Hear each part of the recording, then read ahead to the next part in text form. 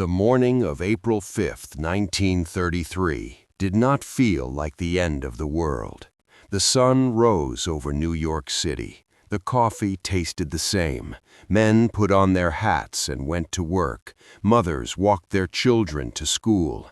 The machinery of American life hummed along with that desperate, grinding rhythm of the Great Depression.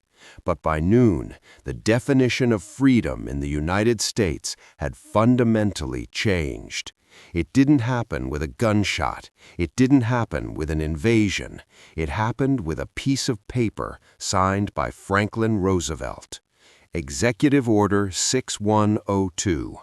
In one stroke of a pen, the possession of monetary gold by any individual, partnership, association, or corporation became a criminal offense. Think about that. The very asset that families had stored for generations to protect themselves from government incompetence was now illegal. You were given a deadline, May 1st. You had less than 1 month to turn in your gold coin, gold bullion, and gold certificates to the Federal Reserve. If you refused, a $10,000 fine. In today's purchasing power, that is nearly $250,000, or 10 years in federal prison, or both. This wasn't a suggestion. It was a raid. It was the greatest wealth transfer in American history, executed in broad daylight, under the guise of national emergency. And the most terrifying part isn't that it happened. It's that the exact same economic conditions that forced Roosevelt's hand in 1933 are not only present today, they are mathematically worse. We are seeing the weaponization of the banking system. We are watching the systematic devaluation of the dollar. And we are hearing the whispers of a new digital currency that will make physical privacy obsolete. But here is the secret they don't teach you in history class. Not everyone lost their gold in 1933. There was a specific group of people who kept their wealth. They didn't hide it in the backyard. They didn't bury it in the woods. They kept it legally, right on their desks, right in their safes, fully compliant with the law. They used a loophole that was written into the executive order itself, a loophole that still exists today. This video is not just a history lesson. This is a survival manual for what comes next. I'm going to show you exactly how the wealthy survived 1933 and how you can use the 1933 loophole to legally insulate your assets from the next great confiscation. Before we go deep into the strategy, I need to know who I'm talking to. We are building a network of people who see the writing on the wall. Tell me in the comments, where are you watching from, and do you believe a gold confiscation could happen again in our lifetime? Let's go back to the scene of the crime to understand why this is happening again. Why did the government seize the gold? It wasn't because they wanted shiny rocks. It was because the government was broke. They had spent too much. They had promised too much. And the gold standard was a pair of handcuffs. It prevented them from printing the unlimited money they needed to inflate away their debts. Does that sound familiar? In 1933, the United States was facing a deflationary spiral. People were hoarding cash. People were hoarding gold. They didn't trust the banks. The government needed to force people to spend. They needed to devalue the dollar to make debts easier to pay. But they couldn't devalue the dollar if people could just swap their paper money for gold at a fixed rate. Gold was the truth teller. And when a government needs to lie about the value of its currency, the first thing it must do is silence the truth teller. So they took the gold. They forced you to sell it to them for $20.67 an ounce. And then, once they had it all, they revalued it to $35 an ounce. They instantly devalued the paper money in your pocket by nearly 70% against gold. They stole your purchasing power to bail out the system. Today, look at the headlines. The Federal Reserve is trapped. We have $34 trillion in national debt. The interest payments on that debt alone are now higher than our defense budget. The government has two choices. They can default, which destroys the global economy, or they can inflate the debt away by printing trillions of dollars. To do that effectively, they need you trapped in the system. They need you in the dollar, or eventually in the central bank digital currency. They cannot have you exiting into an asset that maintains its value while they burn the currency to the ground. Does that sound familiar?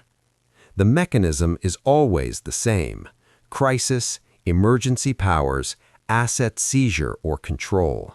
In 1933, the crisis was the Depression. Today, the crisis could be a cyber attack on the banking grid, a sovereign debt collapse, or a geopolitical war that threatens the dollar's reserve status. The trigger doesn't matter. The reaction does. When the government comes for the assets, they don't come for everything. That would cause a revolution. They come for the monetary assets, the easy targets, the standardized bars, the generic coins, the things that act as a direct competitor to the US dollar. But in 1933, there was Section 2B of Executive Order 6102. This was the exemption clause. It stated that the order did not apply to gold coins having a recognized special value to collectors of rare and unusual coins. Read that again. Recognized special value to collectors. Why was this clause there? Was it because Roosevelt cared deeply about numismatics? Was it because the government wanted to protect the hobbies of the common man? Or was it because the people who write the laws, the politicians, the bankers, the industrial titans, were the very people who owned these rare collectible assets? They created a lane for themselves. While the average citizen turned in their savings, the elite turned their gold into collectibles. They held on to their wealth legally. And when the price of gold was revalued upward, their net worth exploded while their neighbors were wiped out. Does that sound familiar? The rules are never written for everyone. They are written to facilitate the transfer of wealth from the uninformed to the informed. The 1933 loophole isn't just about gold. It's about understanding the legal definitions of assets. It is about understanding that the government distinguishes between money and property. They want to control the money. They are less concerned with your property, specifically property that is subjective, cultural, or artistic. This brings us to the modern era. You might be thinking, they won't confiscate gold today. The gold standard is gone. You're right, they probably won't knock on your door and ask for your wedding ring. That's inefficient. In the digital age, confiscation looks different. It looks like a windfall profit tax. It looks like banning the sale of bullion without a digital ID. It looks like making it illegal for businesses to accept gold as payment. But the principle of the loophole remains the single most effective insurance policy you can own. But you have to execute it correctly. If you buy the wrong type of gold, you are just stockpiling evidence for the prosecution. If you buy the right type, you are becoming a curator of history, untouchable by the decrees of central planners. But the receipt for this safety is wilder than you think. Let's dive into the core of this survival strategy. We need to talk about specific assets. We are moving from theory to practice. If you're holding generic gold bars or modern bullion coins like the gold eagle or the Canadian maple leaf, you are holding monetary gold. In the eyes of a desperate government, these are financial instruments. They are currency substitutes. And because they are standardized, they're easy to confiscate, they're easy to price, they're easy to tax. The survival strategy relies on moving your wealth into assets that fall under the collectible or jewelry classification. These are the safe havens. Safe haven number 1, Pre-1933 U.S. gold coins. These are the coins that circulated as money before the confiscation. The Liberty head, the St. Gaudens, the Indian head.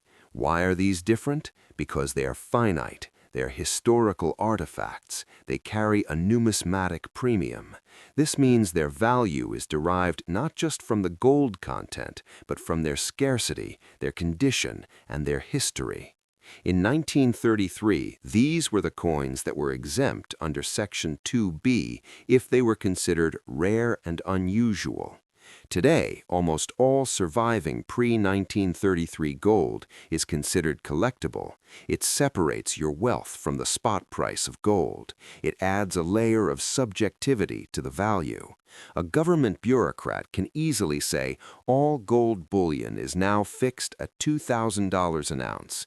It is much harder for them to legislate the value of a 1907 St. Gaudens double eagle in MS-65 condition. That value is determined by the collector market, not the spot market. Safe haven number 2, European fractional gold. Think about the Swiss 20 francs, the British sovereigns, the French roosters. These are historic coins, minted in the 19th and early 20th centuries.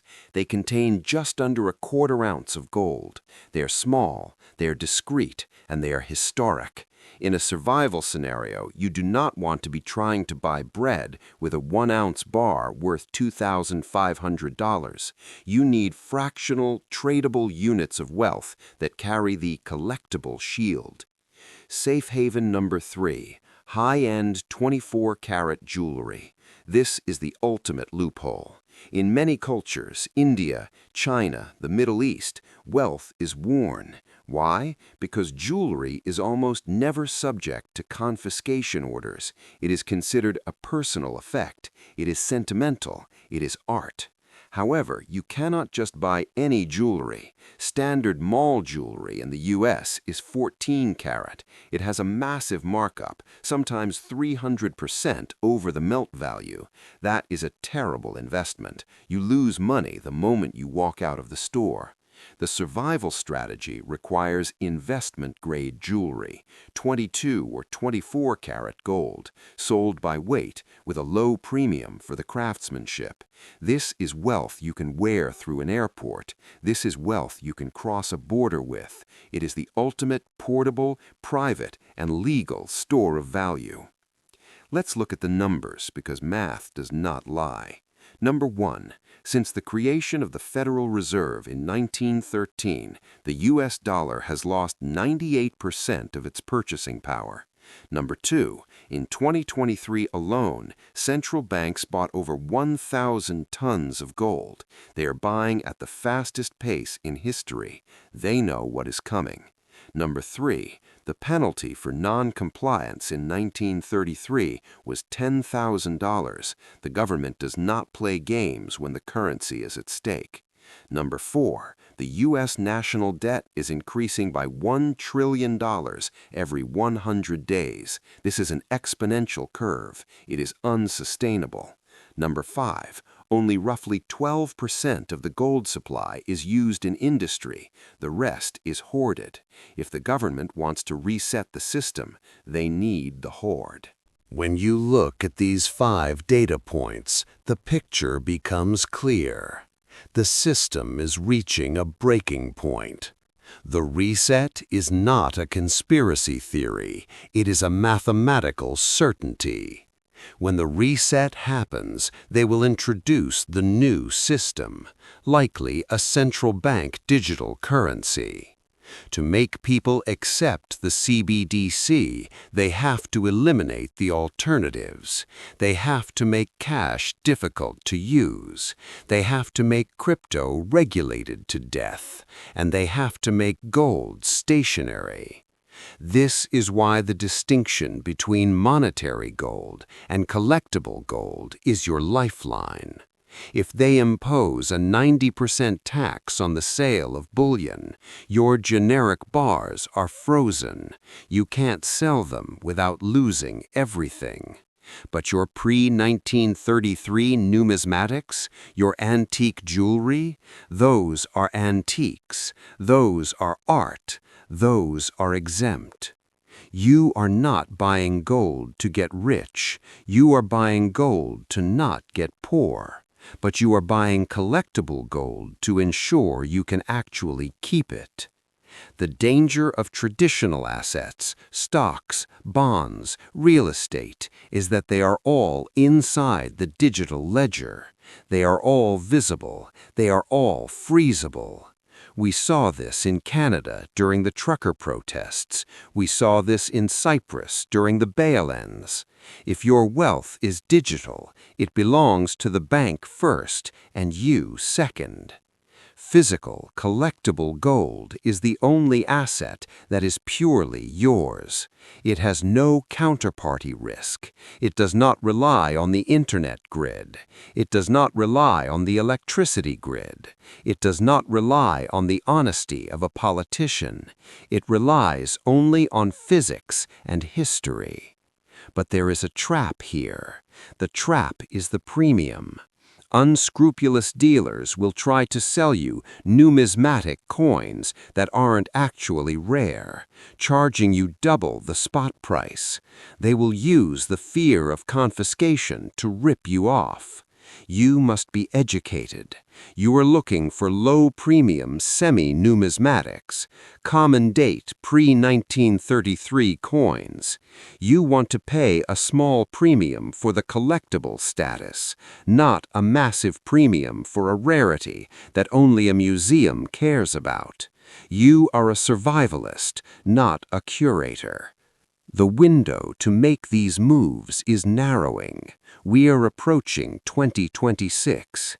Why is that date important? It is not just the 250th anniversary of America. It is a convergence point for massive amounts of corporate and sovereign debt maturity. Trillions of dollars of debt needs to be refinanced at these higher interest rates. The system cannot handle it. Something will break. And when it breaks, the rules will change overnight. Imagine it is a Friday afternoon, the markets close, the news breaks, a bank holiday is declared. By Monday morning, capital controls are in place, withdrawals are limited, gold sales are suspended or taxed heavily. If you are watching this and thinking it can't happen here, you are suffering from normalcy bias. It happened in 1933.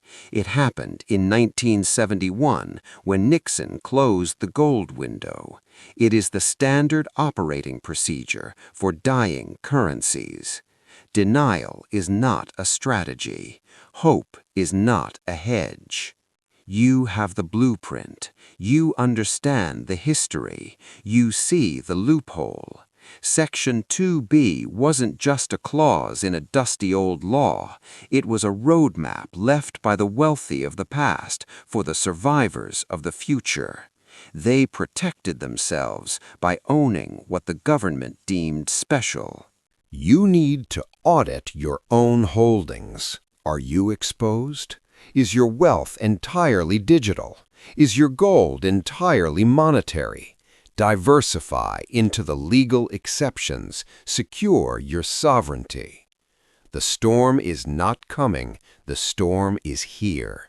We are just in the eye of it. The rain has stopped for a moment and the birds are singing, but the barometer is dropping fast. Do not wait for the knock on the door or the notification on your phone. If this analysis opened your eyes to a risk you hadn't considered, subscribe to the channel. We don't do comfortable lies here. We do unfiltered truth. Protect yourself, protect your family, and remember, if you don't hold it, you don't own it. But even if you hold it, make sure you own the right kind.